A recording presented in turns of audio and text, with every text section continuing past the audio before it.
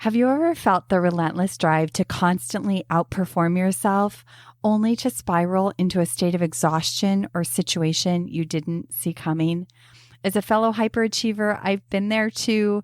This episode is a refresh on this topic of hyperachieverness. I share my journey and the crucial lessons I've learned on the quest for a more balanced life. I'll be discussing the common strengths and patterns of high and hyperachievers and shedding light on the indicators that show up when we push too hard. In the second half of this episode, we'll harness your hyperachiever energy for a more fulfilling life. With intentional choices, we can leverage this incredible work ethic to fuel all important areas of your life. I'll provide you with tips on how to manage this energy so that it doesn't rob your joy. And if you're ready to guide your hyperachiever strength towards a more balanced and intentional life, I'm here to support you in every step of your journey. Together, we'll fade the boundaries between your high aspirations and desire for true happiness. I'm Carla Reeves, and this is Differently, a podcast where we explore the ins and outs of what becomes possible when we're willing to think, do, and show up differently to the moments of our everyday lives. Are you a hyperachiever? If you've been listening to the podcast for any amount of time, you've probably heard me say that I spent years of my life doing more, trying to be better, working harder to gain approval and check all those boxes that I thought led to this happy, fulfilling life. Constantly in motion, always doing something, couldn't sit, or truth be told, it was really hard to relax. In fact, I didn't really even enjoy relaxing. But the real truth is that I didn't know how to relax. It felt uncomfortable. The to-do list was always there, always in front of me, reminding me there were things that needed to be done and that I'd better get busy, and an illusion that there would be some point where this would change and things would be different and the list would be smaller or the achievements would be enough that I could then and only then finally sit back and chill a little bit, enjoy and feel good. As a hyperachiever, all of this mental noise is so convincing and easy to fall into because we love to be doing. It's comfortable. In fact, for me, it's more than comfortable. I love doing. The thing that caused me to pause was when other parts of my life began falling apart. And I realized that all of this motion wasn't moving me to what I truly wanted, which was deep connections, living without regrets, having a great marriage and a good, solid family life and amazing friendships and time to pause and be and savor the moments that were passing by so quickly. In fact, friends would always comment, "You're so busy." And I had to teach my friends over the years that, yes, while I might have a lot of things going on, I always want to make space for the important people in my life. And the work I was doing, I loved, but the energy behind it was tainted with a neediness of approval and validation. And it was coming at with a huge cost that I knew if I continued would lead to broken relationships, exhaustion, burnout, and more. I did a lot of work in my own life to set this survival way of achieving to rest. Today, I still love to work and love the work that I'm doing. I'm still a hyperachiever, but the difference is that it no longer runs me or robs my life of what matters most. It's a fire that burns inside of me and requires intention and self-control and discipline to channel and manage it, to be sure that it doesn't cause my life to get lopsided or send me working into all hours of the night and nooks and crannies of the day. There's still a constant pull as a hyperachiever and an entrepreneur with a mission in my heart. Sometimes I have to, it's not sometimes, all the time, I have to keep this in check to be sure that I'm living in alignment. This is not a perfect, it's a practice for sure.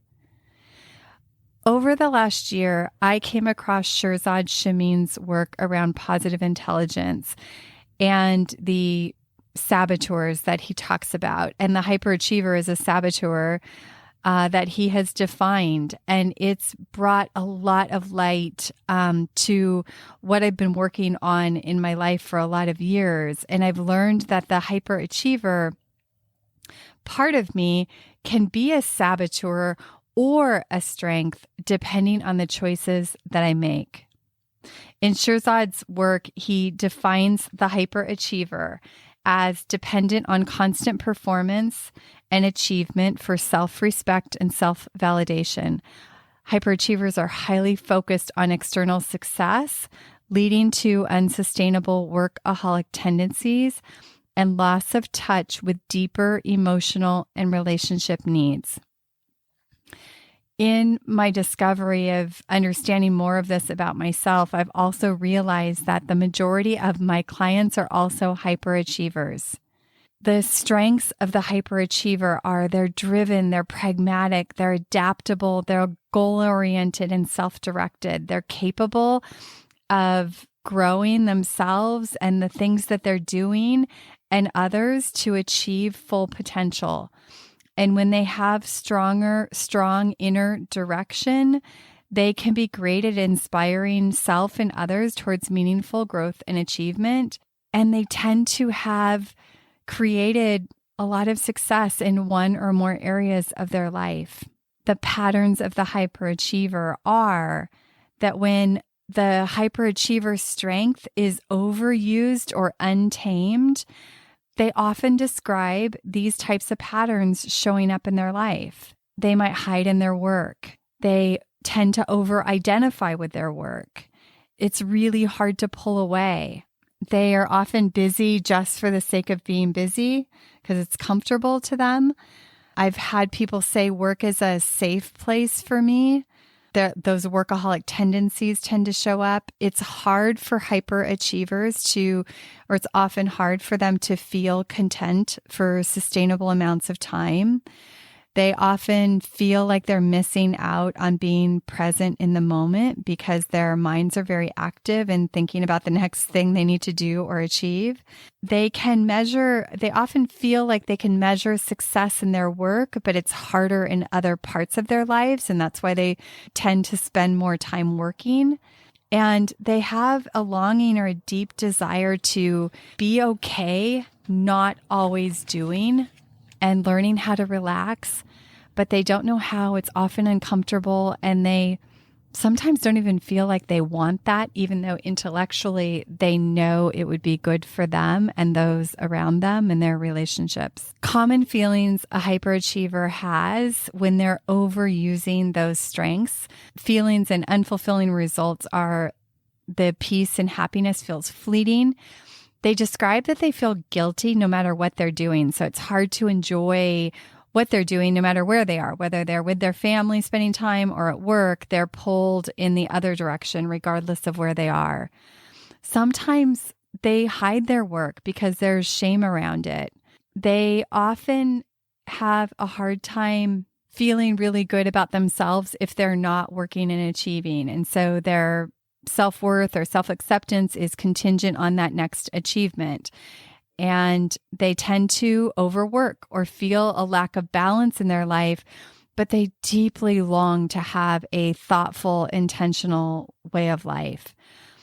For hyperachievers, the achievement is a bottomless pit. So there's just always a next achievement to go after. It's hard to celebrate and feel complete and really acknowledge the milestones because there's always the next one waiting. They can expect others to perform the way that they do. It's hard to relax. They might not even know how to relax, or like me, didn't even know that I really wanted more of that in my life. There's a cost and an impact for the hyperachiever. You can feel it, right? The cost of or impact of overusing the strength can be the cost of your own personal well-being, getting caught in autopilot and that performance vortex, sucking others into that performance vortex. while time is passing by. And for hyperachievers, there can also be an impact on relationships. They often want more in their relationships, and it can feel like it's the other person that needs to change. What I have learned is that I needed to change. I needed to let people in. I needed to learn to be okay sharing my feelings more and my struggles more, and allowing emotion in, even if it meant slowing down. It was about getting in touch with a softer, more feminine side of myself that allows me to relax, that allows me to be without having an agenda or a list, and also learning to receive in relationships. These have all been really huge places that have shifted the depth and quality of my most important relationships. Here's the thing. Relationships don't function in the doing mentality. They function in the being mentality. And I just recently did a podcast with my husband where he talked about being. You might want to go listen to that episode. It's Love and Leadership with Quentin Reeves, and it was just a couple episodes before this one. Relationships aren't something to be done, achieved. And I remember working with a client years ago. She was a project manager, and she was a really good project manager. And often she would take that strength into her relationships, specifically into her marriage. And when you project manage a relationship or a marriage or a spouse, it has the tendency to suck the life out of the relationship. The perceived solution for these challenges is this illusion that someday it's going to be different. Someday it's going to be better when there's not so much to do, when there's not the long list, when life is in a different chapter, then it'll be better. And I want to challenge you on that because I know that to be different. And there's also an episode, I'll put the episode in the show notes. It's with Diana Bresnan. And it's about living life fully. And she was a past client of mine, and she was in this situation. She was waiting to retire to really live her life.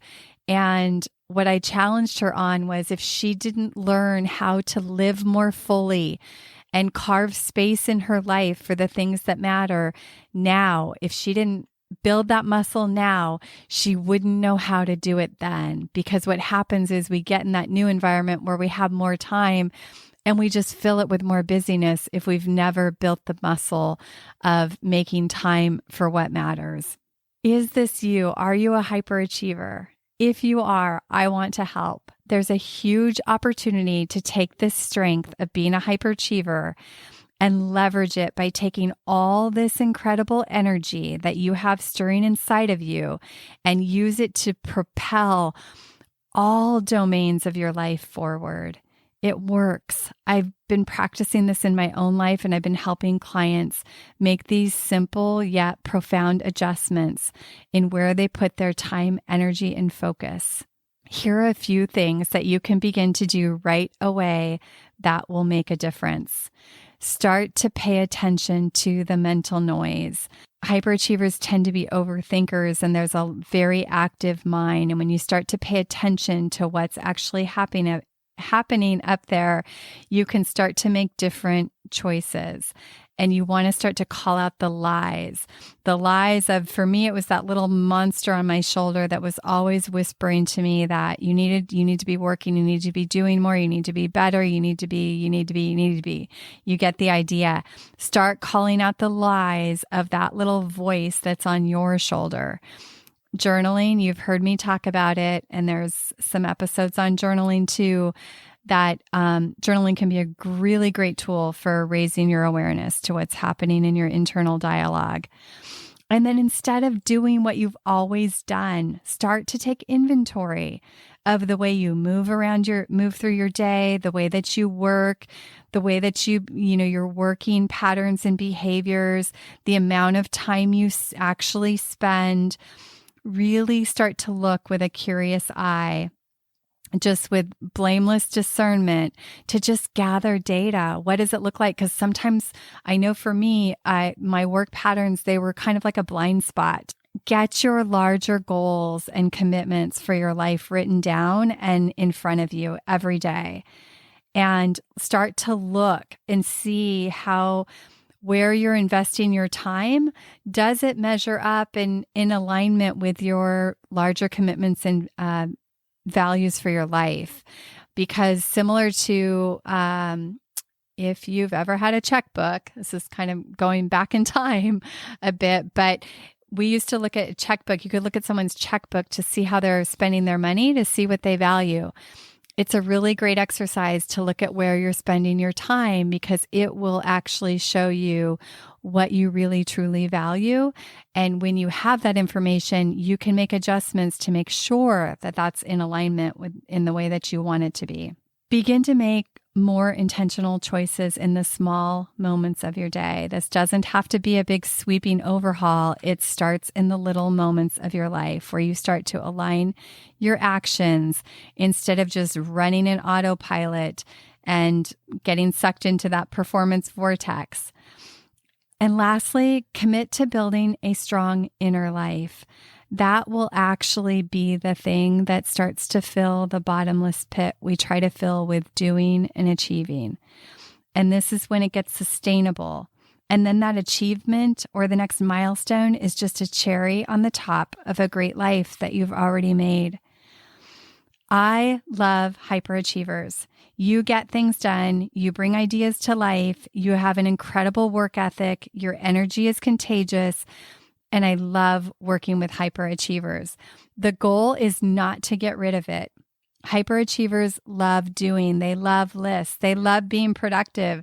It's learning to channel that so that you can create fulfillment in all domains of your life and show up with the same fervor, tenacity, and passion that you do in your work to your relationships and the places that matter so much.